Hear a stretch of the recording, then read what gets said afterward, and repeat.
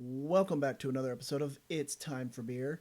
In this episode, I'm going to be looking at Green Flash's Imperial IPA. And this is a 9% alcohol by volume beer. The best by date, it's a little hard to read. I'm sure you can't see it, but there's a barcode. It says Best By, but then they etch it into the paper, but it's like down on the barcode. 23 November 16 81615. I don't know what that means. It doesn't matter. With that said, let's get this into a glass and we'll see how it looks, smells, and tastes.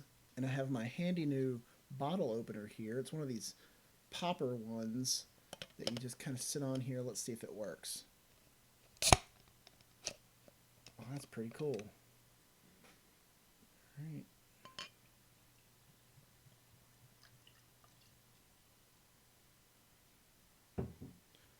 Okay, you saw I did a pretty vigorous pour, and I got about a pinky's worth of head on there. And while it looks really red in the camera, it's not really that red. It's pretty straw colored.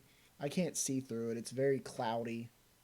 I see a fair amount of bubbles coming up through this, but it's not super carbonated. So let's see what it smells like.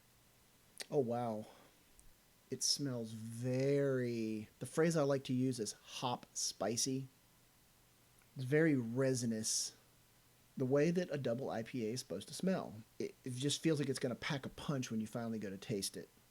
I've never had this beer before, so I don't know if it's going to pack a punch, but we'll find out. Let's taste it. Yeah, it tastes just like it smells. Just like I would want it to taste, that is how it tastes. The alcohol at 9% you'd think would, be a little bit overpowering or at least intrude into the flavor. I don't taste any alcohol. I'm tasting hop. There's a good bitterness backbone on this. I mean, it's very bitter, but not overly bitter. But then the actual flavor of the hop, as opposed to the bitterness, is evening out the bitterness. In that sense, it's very balanced. The way I think a double IPA is supposed to be balanced, it should be balanced between the bitterness and the hop flavor and aromas, not a balance between the malt and the hop. That is what it should taste like, just like this. This is really good. I am pretty impressed with this beer because I've had a couple other ones that you've seen I have not been impressed with. This one is getting a solid A from me.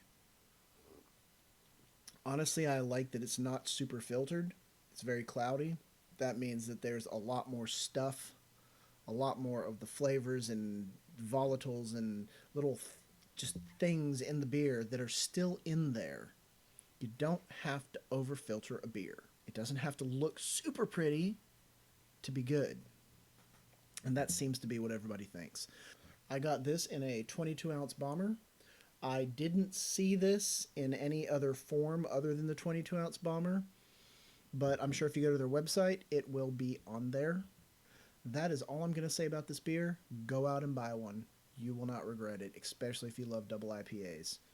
Drink what you like, enjoy what you drink, and I will see you next time.